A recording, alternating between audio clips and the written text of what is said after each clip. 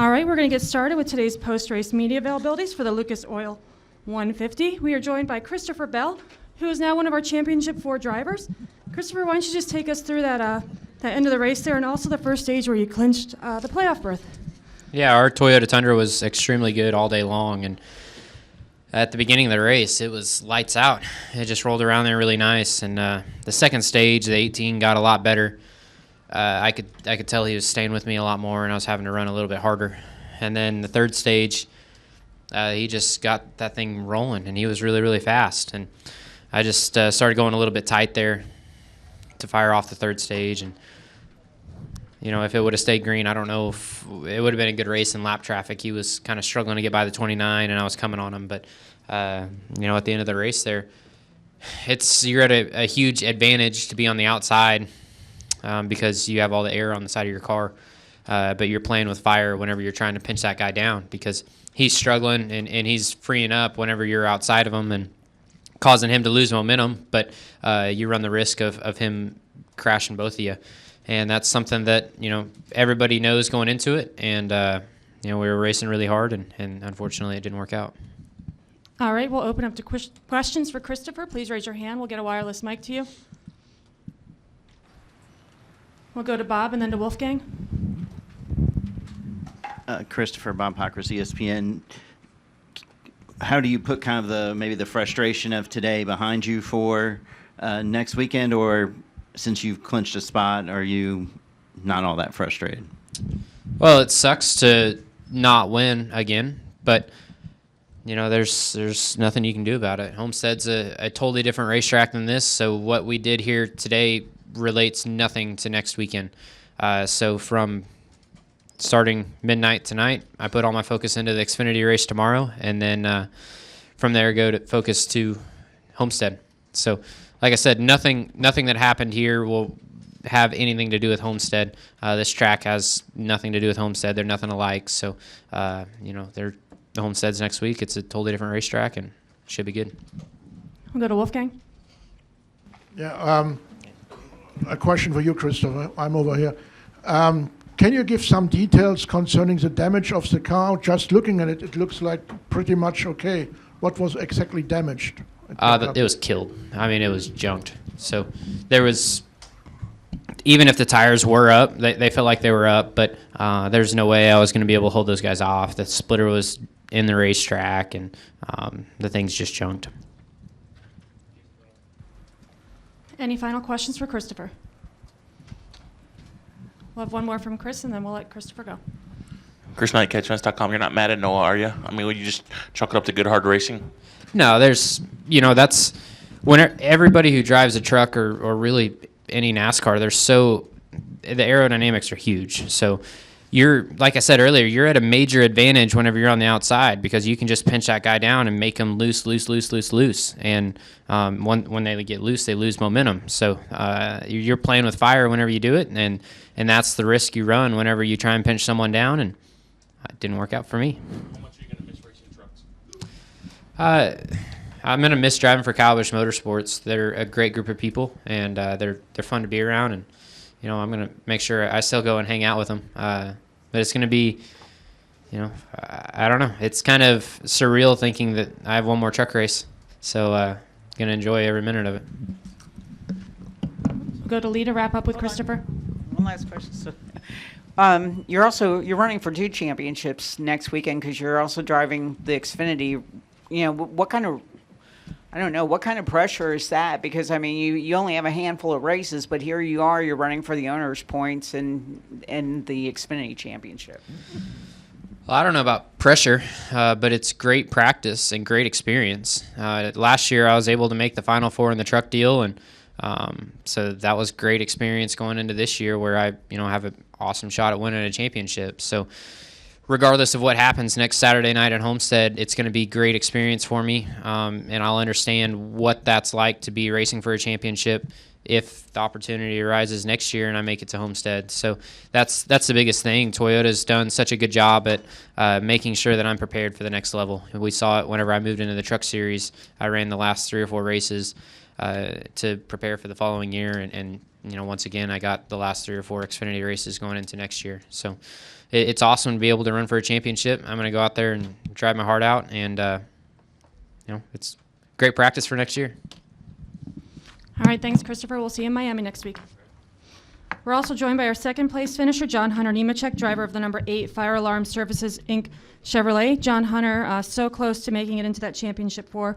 Why don't you take us through that final restart there? The final restart, our truck wasn't that great on the outside all night. We had to be on the bottom to make headway on restarts, and that's where our truck turned all night. But once Johnny got to clean air, there was really nothing you could do. I mean, it's so hard to pass here. Like Christopher was saying, the aerodynamics in the trucks are crazy compared to cars from what I hear. But I don't know, had a great restart, and I think that'll probably be the most disappointing second place finish of my career.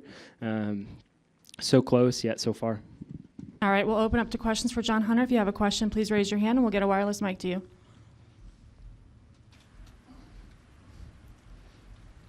Bob? With about 20 laps to go, where did you think you'd even have a shot? Tell you the honest truth, probably not. From how far back in the pack we were, and then we had a couple really good restarts. I was able to go from 9th to 5th in a corner, and then everyone kind of wrecked there, and we were able to keep our nose clean and give ourselves a shot. But with 20 to go, I would have told you that you were crazy if you would have said that we would have finished second. Go to Wolfgang and then to Lee.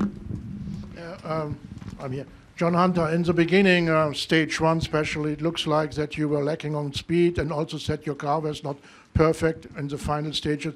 You had the car looked much, much quicker. Did you make some adjustments? Yeah, we made quite a few adjustments every stop tonight.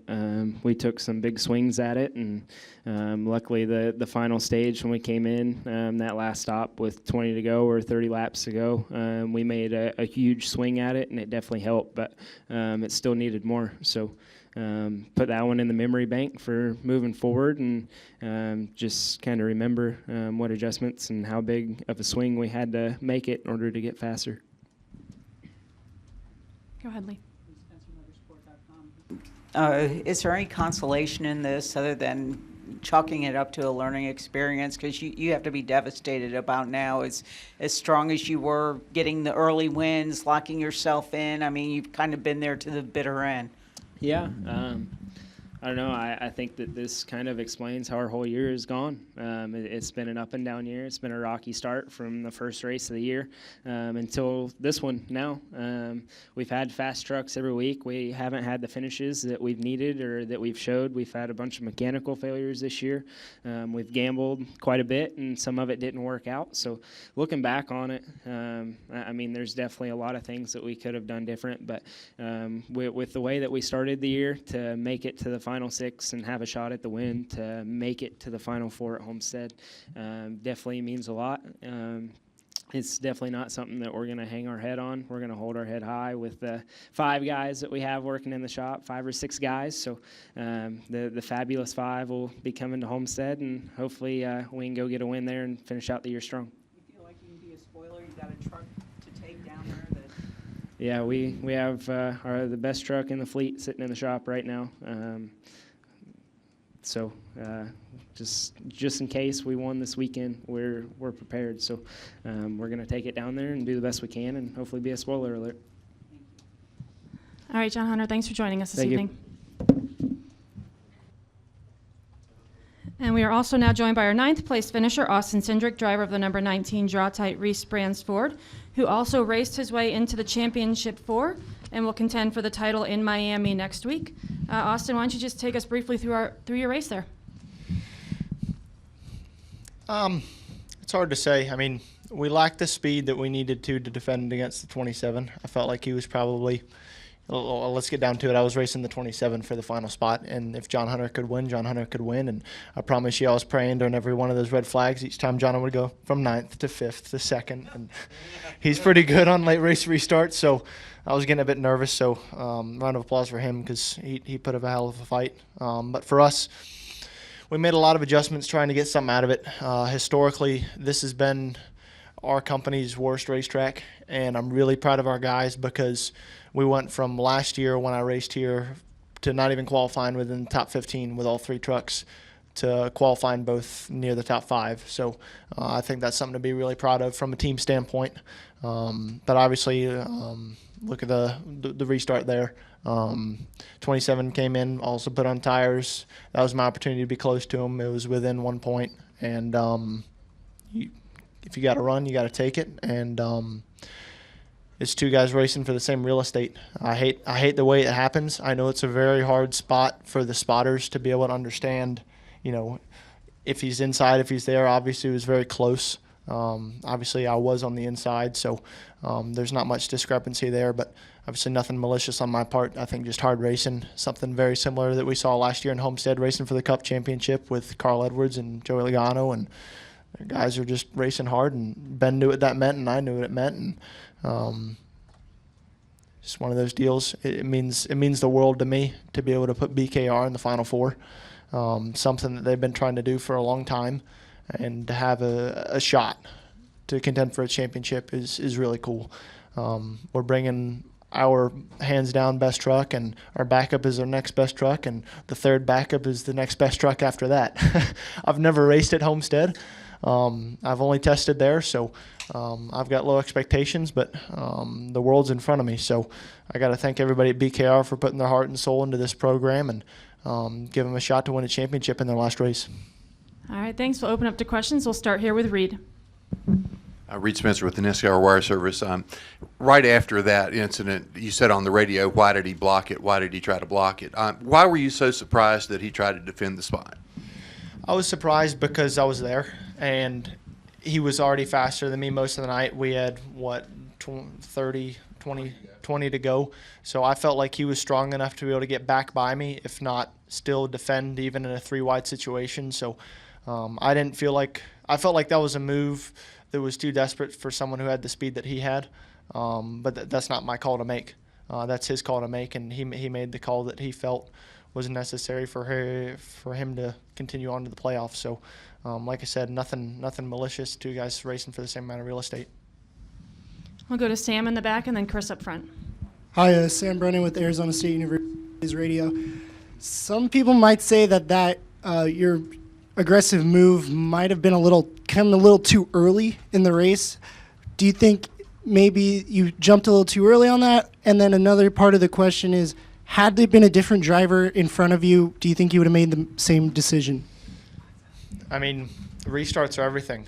And with us not being very great on a long run and us needing to be able to, get in front of the 27 to be in the playoffs, I think if you have a run, you have to take it. I think anyone would have made that move, and we were able to execute on that. And obviously, like I said, it's not the way I envisioned it turning out, and it's not the way it should have turned out, but it's 2 guys racing for the same real estate. So we'll move on. Obviously, there's probably a 50-50 split on whether or not it was the right move or not. But here I am sitting for the playoffs in Championship 4, so I'm proud of that. But I'm more proud of the fact that I get to carry the flag for Ford during Ford Championship weekend and for BKR in their final race. We'll go to Chris and then Bob.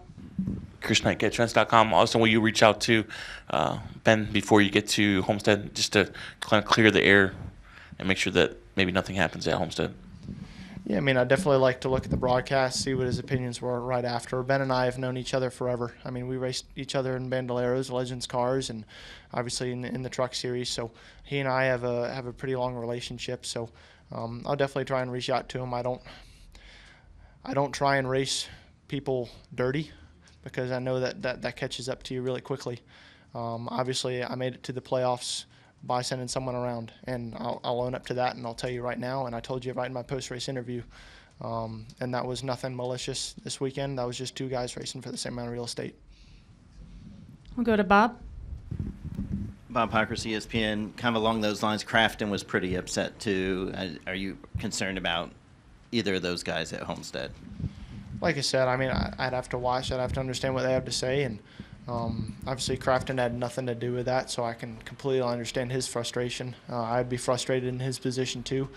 Obviously, he's still in the playoffs, so it doesn't kill his momentum. But like I said, it's something I'm going to have to deal with for the next week to come. And I mean, it'd be different if I was sitting here, had that move, and didn't make it to the championship 4. So we'll move on with the cards we have, and hopefully have a solid weekend in Homestead and try and contend for a championship.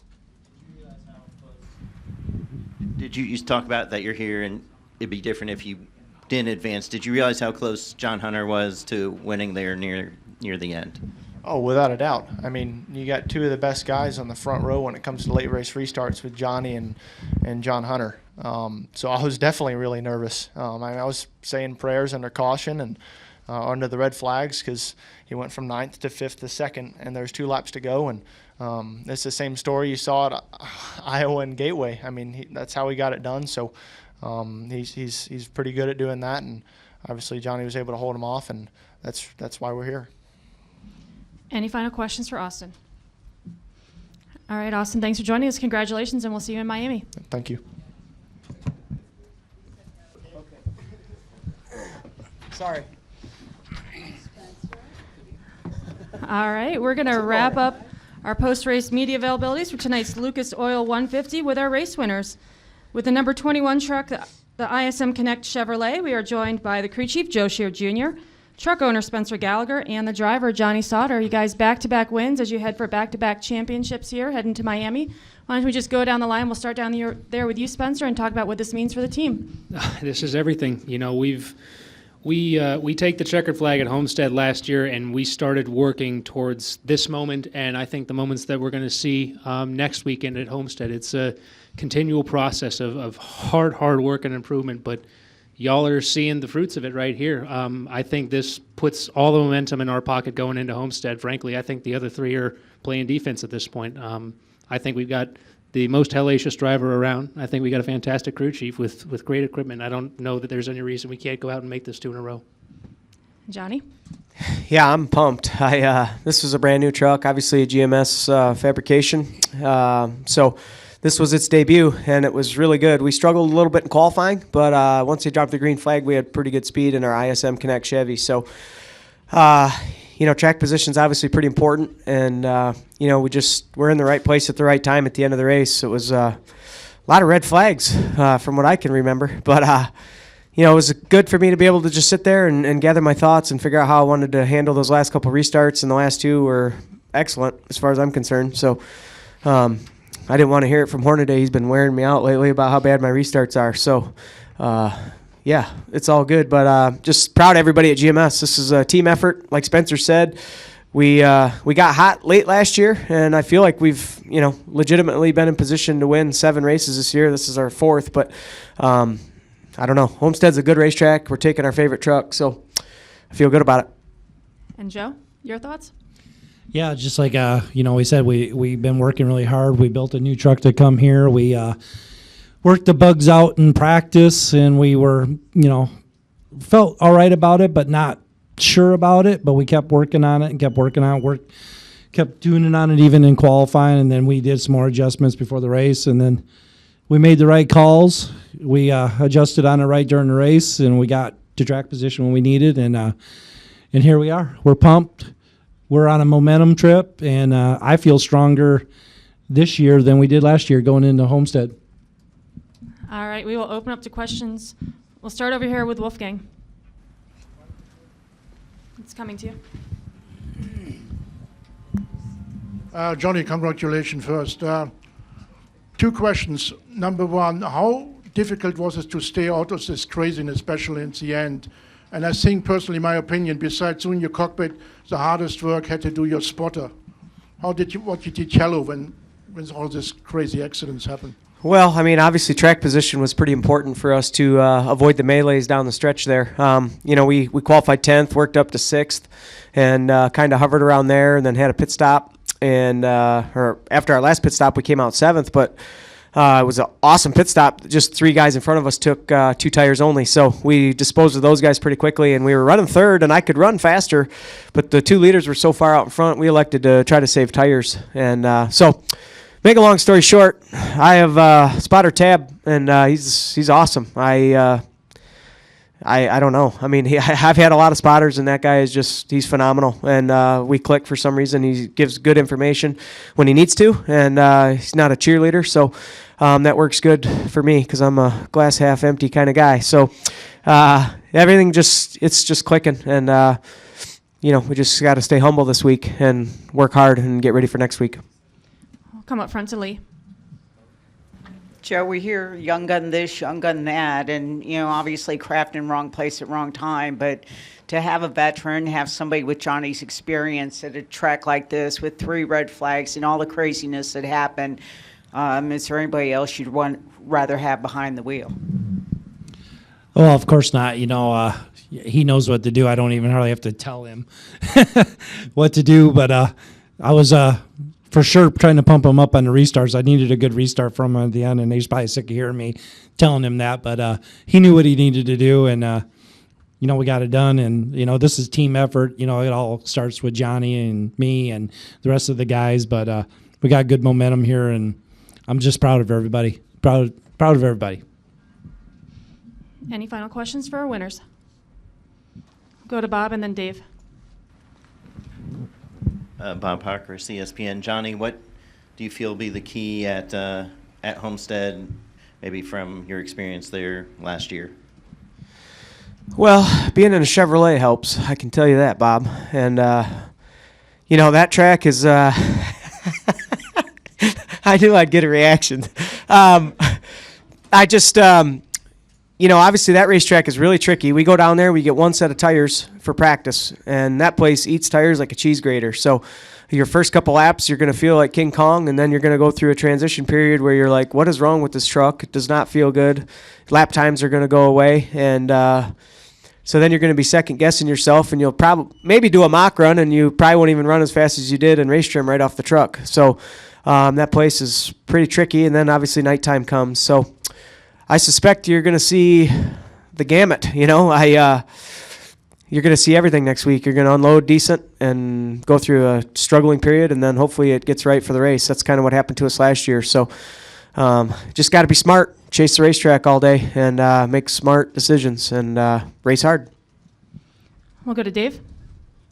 When you got Gregson and Bell racing the way they were right ahead of you, what was your thought process, and what was your plan when they were doing that? Well, it's pretty simple. I think Christopher was doing everything right. It was the 18 that was kind of out of control. So I kind of knew it was coming, honestly. I can honestly sit here and tell you that I knew that this was going to happen. And I was just trying to anticipate a good run up off of the corner. And that's what I was focusing on. And sure enough, they get down into the middle of 3 and 4, and I had a good run up off the corner, and there they were spinning. So, or Christopher obviously hit the wall. So that's kind of what I was thinking. And I'm glad that it worked out the way that it did. And this is, everybody kept saying all weekend, you don't need to do anything this weekend. And I said, that's not true. We need to go and win the race. And we did it. All right, gentlemen, congratulations, and we'll see you in Miami in a few days. Thanks. Thank you.